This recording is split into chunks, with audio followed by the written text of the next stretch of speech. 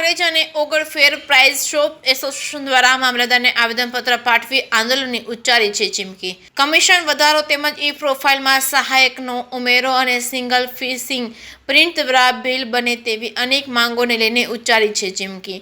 તકેદારી સમિતિના સભ્યોના 80% બાયોમેટ્રિક વેરિફિકેશનનો પરિપત્ર રદ કર્યો છે। સમગ્ર ગુજરાત રાજ્યમાં 17,000 વ્યાજબી ભાવના દુકાનદારો અને અનેક માંગોને લઈને મેદાનમાં ઉતર્યા છે। માંગ નહીં સ્વીકારાય તો સરકાર સામે મોરચો માંડવાની તૈયારી દર્શાવી છે। સમગ્ર બનાસકાંઠા સહિત કાંકરેજ અને ઓગળ તાલુકાના વ્યાજબી ભાવના દુકાનદારોને પડતર માંગણીઓ સંદર્ભે આવેદનપત્ર આપી 1 નવેમ્બરથી જથ્થાના પરમિટ અને ચલણ નહીં ભરે વિતરણ વ્યવસ્થાથી અગળ રહેવાની ચીમકી ઉચ્ચારી છે। રાજ્ય એસોસિએશન દ્વારા ગત ગુજરાત સરકારના પુરવઠા મંત્રી અને સંબંધિત અધિકારીઓને વર્ષો જૂની પડતર માંગણીઓ અંગે વારંવાર રજૂઆતો કરવામાં આવી છે, તેમ છતાં પરિણામ શૂન્ય મળ્યું છે। દુકાનદારોની મુખ્ય માંગો અને કમિશન દરમાં વધારો કરવો, ઈ પ્રોફાઇલમાં સહાયકોનો ઉમેરો, સિંગલ ફિશિંગ પ્રિન્ટ દ્વારા બિલ અને તકેદારી સમિતિના સભ્યોના 80% બાયોમેટ્રિક વેરિફિકેશનનો પરિપત્ર રદ કરવો, સમયસર કમિશનની ચૂકવણી અને ટેકનિકલ તથા વહીવટી પ્રશ્નોના નિરાકરણ જેવી મુખ્ય માંગણીઓ સમાવેશ થાય।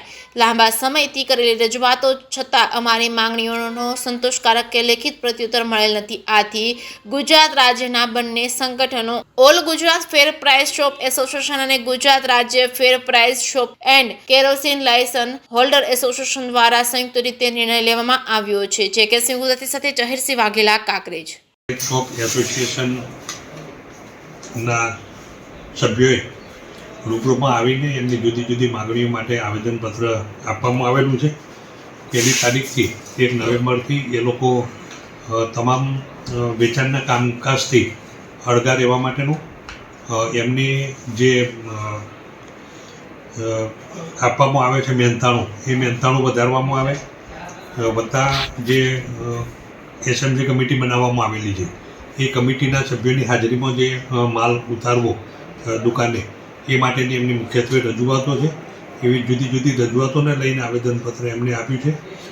1 તારીખથી કામથી અળગા રહેવા માટેની પણ એમને રજૂઆત કરેલી છે કે 1 તારીખથી અમે ચલણ પણ જનરેટ નહીં કરીએ અને માલ પણ નહીં ઉતારીએ, એવું આવેદનપત્ર એ લોકોએ આપ્યું છે।